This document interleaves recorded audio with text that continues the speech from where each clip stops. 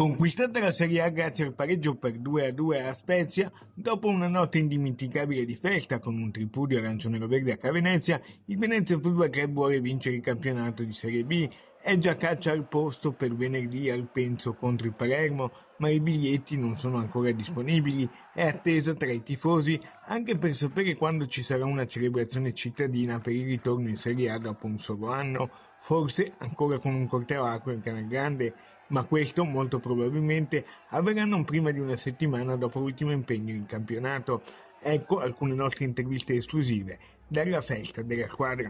La svolta è stata subito quando è arrivato Giovanni Stroppa, perché ero convinto che ci potesse dare quel qualcosa che mancava, che aveva quel qualcosa in più che serviva alla piazza per partire. Non ho voglia di parlare, ho voglia di cantare. È scattato qualcosa, al di là del rapporto professionale, amichevole che ho con Filippo Antonelli, però di sicuro un grandissimo merito va a lui. Sei un po' veneziano di più oggi.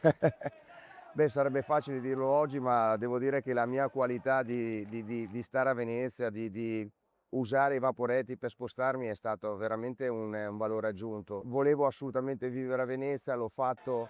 Non ci credevo perché, come ti ho detto, è la mia prima volta che vinco un campionato, vinco un titolo, qualcosa, ed è stato bellissimo. Sono orgoglioso della squadra, ma anche della società, perché la società ha fatto un buon step l'anno scorso, hanno scelto i giocatori veri per questa squadra.